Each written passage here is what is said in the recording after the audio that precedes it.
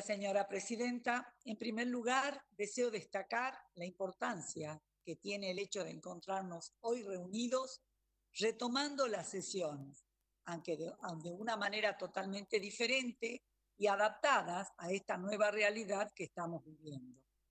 Este nuevo formato introduce la variable de que los términos de exposición se vean considerablemente acotados, razón por la cual procuraré ser concreta en cada una de mis intervenciones.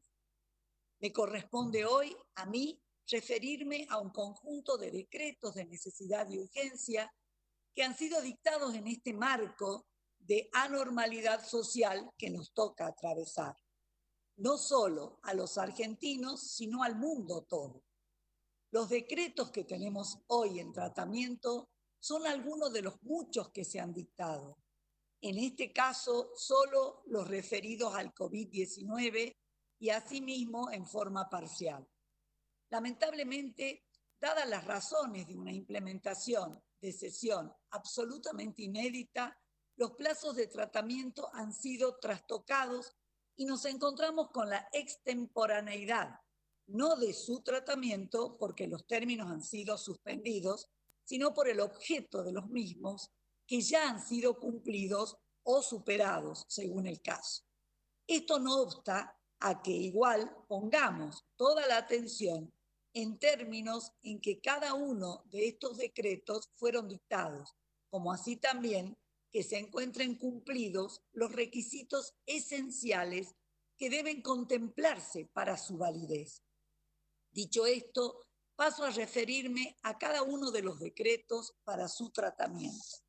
Y voy a utilizar una guía porque son 20 decretos, señora presidenta.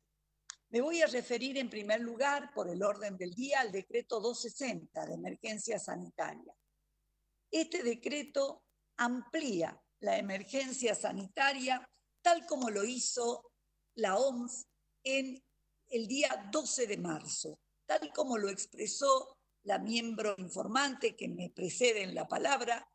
Esto fue muy atinado y el Poder Ejecutivo tomó las medidas con la celeridad que la situación imperaba o que merituaba. Así también, ampliando esta emergencia pública en materia sanitaria establecida por la Ley 27.541, enumera a los países que considera zonas afectadas por la pandemia. También se fijaron precios máximos para los productos que eran necesarios para preservar la salud en esta pandemia, como el alcohol en gel, los barbijos y otros insumos críticos, inclusive la lejía o lavandina. Establece aquellas personas que deberán permanecer aisladas con una franja etaria por el riesgo, mirando con mucho atino el equipo que asesora al señor presidente cuáles eran las franjas etarias de la población golpeadas o más vulnerables. También impone la obligación a la población de reportar síntomas.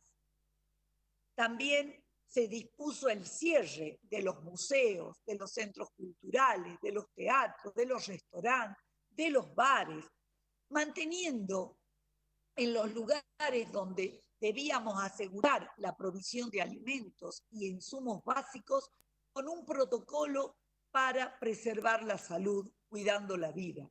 Por lo tanto, señora presidenta, nuestro bloque va a apoyar este decreto porque consideramos que están dadas las condiciones constitucionales para que este se haya dictado de esta forma, según lo enmarcan nuestras leyes.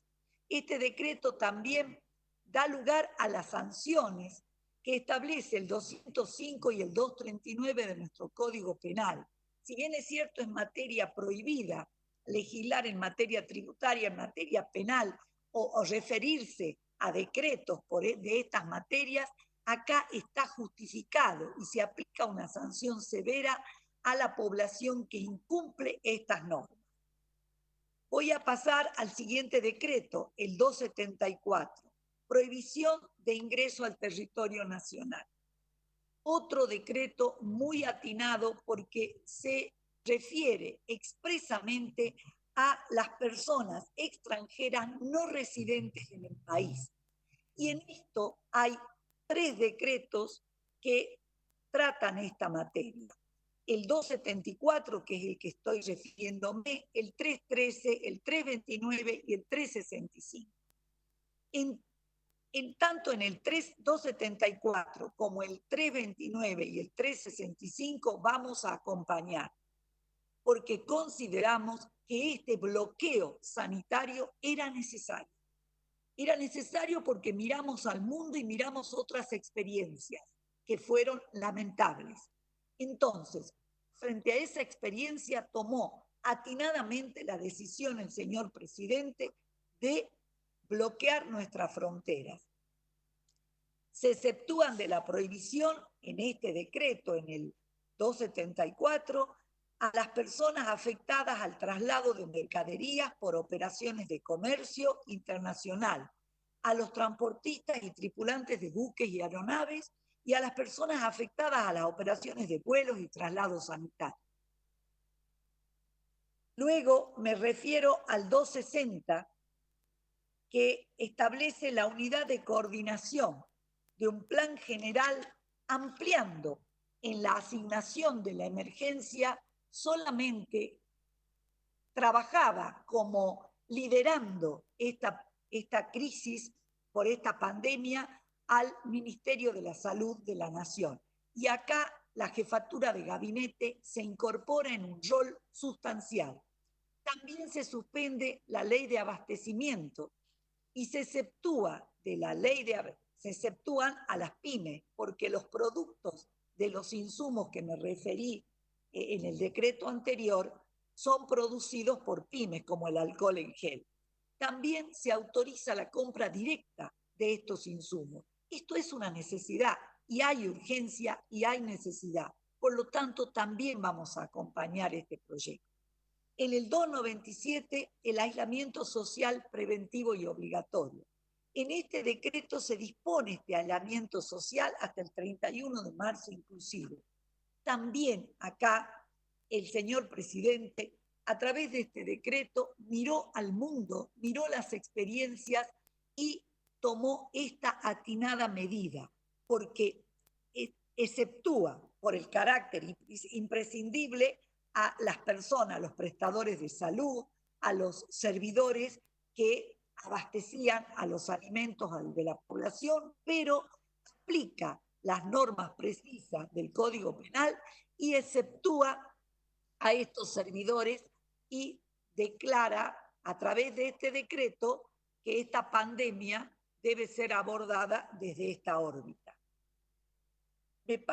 Por lo tanto, es un decreto que vamos a acompañar, nuestro bloque va a acompañar.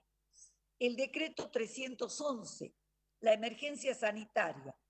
Este decreto se prohíbe y ordena a las empresas servidoras de servicios de gas, electricidad, teléfono, cable, internet, de abstenerse al corte por falta de pago.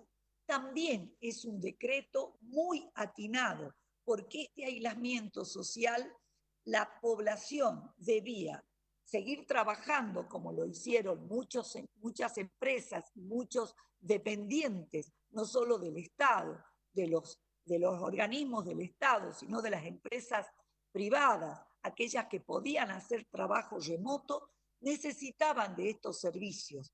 También por la persona que no necesitaba de estos servicios o no necesita para continuar con el trabajo, al suspenderse las actividades escolares, era necesario que esta sea un recurso vital para poder continuar con el dictado de clases en todos los niveles de nuestro país. Por lo tanto, vamos a acompañar también este decreto.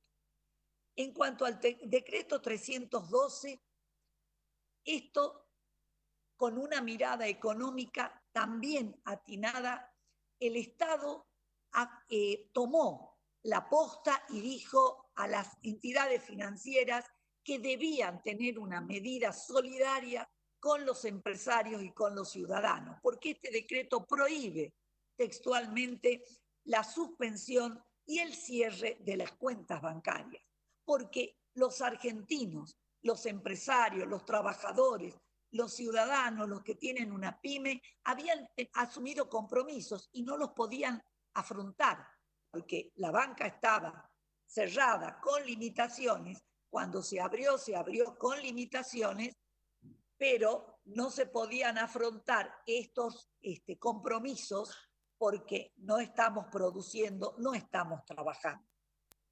Ahora paso a referirme a aquel decreto 313, que lo señaló la miembro informante del bloque del oficialismo, y dijo que la oposición criticó este decreto, así es, y nos vamos a oponer porque consideramos que es inconstitucional y acá hay un exceso liso y llano de las potestades del Poder Ejecutivo. ¿Y por qué digo esto y por qué lo fundamento?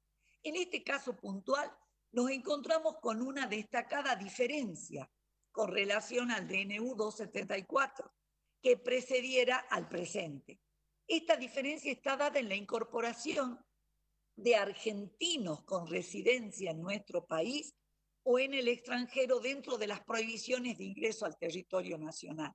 Y así como he ponderado y como la oposición se puso a la par en esta crisis sanitaria, como corresponde y como tenemos la obligación de hacerlo, porque somos parte del soporte de la República y de esta institución republicana que es la Casa de las Leyes, así vamos a criticar porque este decreto es un exceso, porque ni siquiera en un estado de guerra se le prohíbe a un argentino retornar a su país.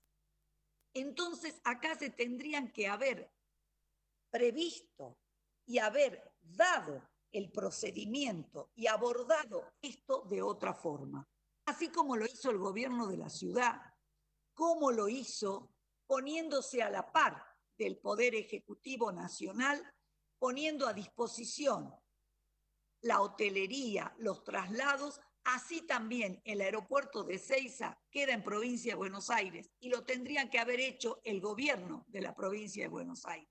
Por esa razón de decir que es inconstitucional, esta diferencia está dado, reitero, en que ahora se nos prohíbe a los argentinos con residencia en el país o en el extranjero la prohibición a nuestro territorio de ingresar. Tal hecho significa suspender lisa y llanamente un derecho constitucional como es el de ingresar, el de transitar y el de permanecer en el territorio nacional. Señora Por eso, senadora, señora 2 minutos le quedan, sí, por favor. Sí, por eso, señora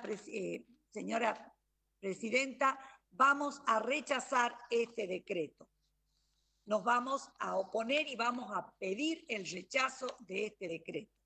Me voy a referir al decreto 316, régimen de regularización de deuda, también un decreto atinado que tiene la mirada a la producción, a los emprendedores, a los empresarios. En cuanto al decreto 319, la suspensión de los créditos hipotecarios, era una medida más que necesaria. Allí están incluidos todos aquellos habitantes que tienen vivienda única y que no pueden pagar sus créditos porque dejaron de percibir sus salarios o porque dejaron de producir. El decreto 320 de la ley de alquileres, congelando los alquileres y prorrogando los plazos en el caso de vencimiento. El aislamiento social preventivo y obligatorio. Este decreto también lo vamos a acompañar porque era necesario, porque debíamos, por la falta de un servicio sanitario acorde a esta pandemia nunca vista, porque nos sorprendió a todos, al mundo entero, era necesario prorrogarlo. El decreto 326, el Fondo de Garantía. Esto con una mirada a la producción era necesario. Nada es suficiente en esta pandemia. Entonces, el Estado, a través del Ministerio de Agricultura y de la Producción, creó este fondo con afectación específica de 30 millones de pesos. Se le terminó su otorgar tiempo. Garantías. Sí, senadora. El 332 también lo vamos a acompañar, programa de asistencia al trabajo y a la producción. El 347, asistencia a la emergencia, al trabajo y a la producción. El 355 del aislamiento social. El 365, que no habla de los argentinos, y declarar el COVID enfermedad profesional no listada, el 367, también una medida muy atinada.